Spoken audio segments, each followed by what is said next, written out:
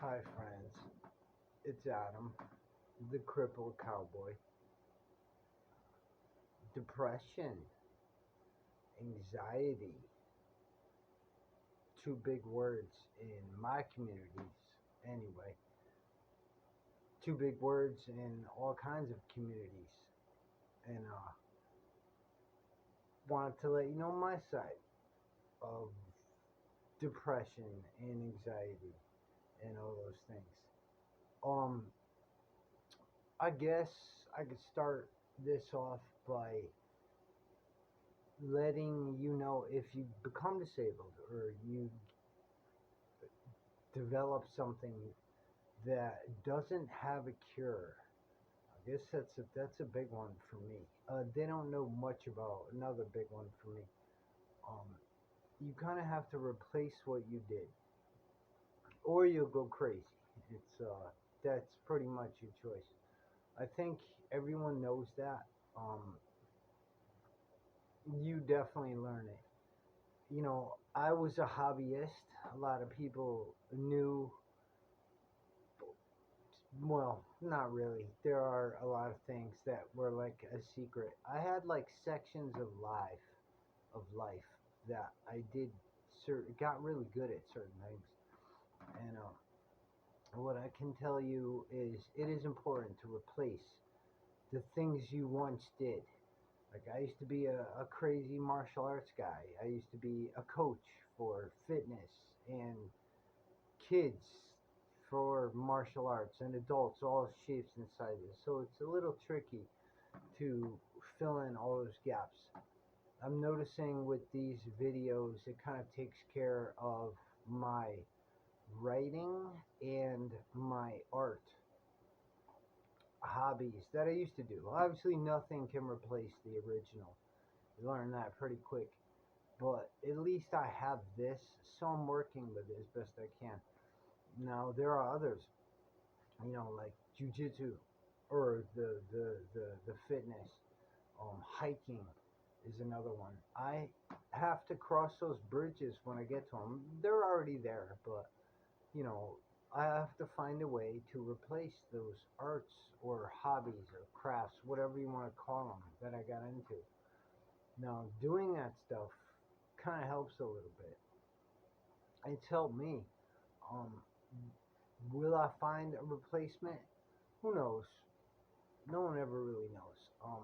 There is a lot of MS stuff related to all of this. Well, actually, in my case, it's related to all of it.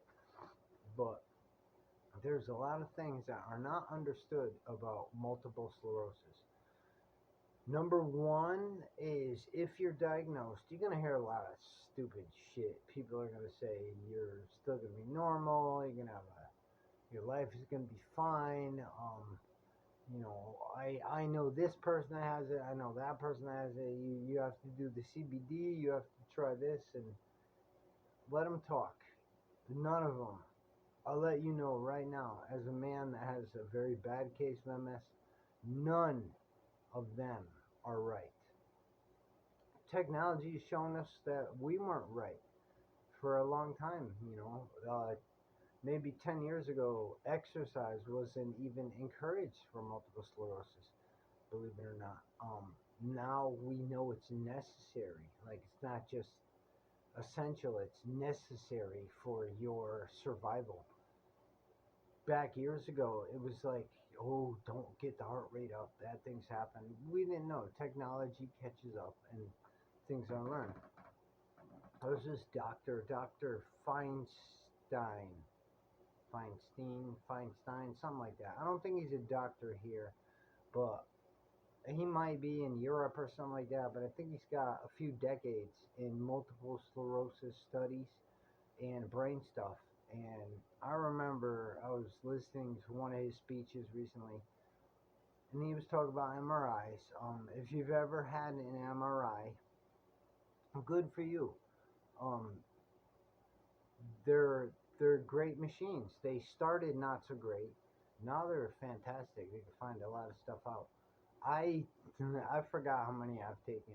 I don't know. There's 6, 9. I really don't even know. I'm sure every time, if you have multiple sclerosis, they recommend one as far as like the protocols, the way it works is every 6 months have a picture of your brain, an MRI, and your spine. I get both. You might not need that. It changes. The lesions in your spinal cord relate to your body, things happening in your body. The ones that are in your brain relate to, they can relate to your body too, but they relate to many other things. There's a lot of things to learning about cognition, and more this crazy dumb disease is popping up all over the place. It's in a lot of our younger children. I think I there's just too many questions. I get a question, is it hereditary? No one in my family has it at all. But yeah, I know someone who has MS and her children have MS too. So it's a very strange disease. We really don't know what to do about it. Kind of like sit back. I can't really say relax because there ain't no relaxing, but you're kind of in a shut up. Sit down and shut up. It sucks. I gotta do it. We're learning stuff all the time.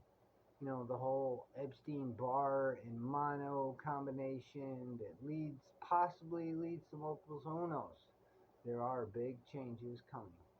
So these are real things. You can look into them if you want to. Depression and anxiety are part of this particular disease. I think they're saying 1 in 2 people have it severely. So that's like 50%. So in my eyes, everybody suffers from it. You're going to go through this ridiculous bout of depression because you were diagnosed with the disease. Anyone that gets diagnosed with the disease is going to experience ridiculous depression. And if you're told that there's no cure, yeah, it's going to go up a little bit, whatever. But they're finding out that if there's certain spots in your brain that have lesions, I don't mean to laugh, but mine's lit up like a Christmas tree apparently. Depending on where those lesions center, they can mess with your cognition, they can mess with emotions, they can mess with all kinds of upstairs stuff that we need on a daily basis. In a general nutshell, they were kind of saying that everything kind of slows down, kind of has to. I don't know, look it up. The guy says a lot of good stuff. He's not the only one. I'm kind of a nerd about this whole multiple sclerosis thing, and the thing that is a little annoying that I'm trying to look past is even 3.5 years of looking into this, which isn't very long. I've learned things that I don't like, so I don't know what's going on out there, man. I can just tell my side, and everything I've done has not worked. It's only made me worse. So we don't have it down. Please don't act like we have it down. And if you know someone that has MS, so what? They probably have it lighter, maybe heavier. Who knows? There are people that can't even walk, that are in a chair with their head being held up by some steel bars. Then there are people that ride bikes, still drive. So there is a degree of it. It's kind of like, all right, do you have it light or do you have it heavy? I'm heavy. I know people that have it on the lighter side. The weird thing is that I'm noticing is that, oh, they have all these sections, all these different kinds of MS. I'm not sure about that. That's one thing I'm not sure about. They're not sure either, but they all lead to bad things. Period. They all lead to bad things. Regardless whether yours is heavy and fast or slow and steady, they all lead to really horrible stuff. So I'm really hoping we prevail in the very end and find out these things. If you know someone who's suffering from disease or anxiety, in particular, those two, depression and anxiety, that's what I'm at. Forgive me, I'm messed up. Help them if you can. You know, try your best to show them love, let them feel important. Those things are needed very heavily. I can't even tell you how much this even means to me. The fact that I can talk. My whole world is changing with multiple sclerosis, but I'm here by myself, man. I don't talk to no one. I don't have anybody. I got my parents in the other room. I talk to every once in a while. I got Diggy up on the bed. I don't have a girlfriend. I don't have kids. Nobody comes to visit me really. So there's a lot of factors, a lot of variables. If someone in your family has MS, show them support. The worst thing you could do is leave them alone. Thank you for watching my videos. Goodbye.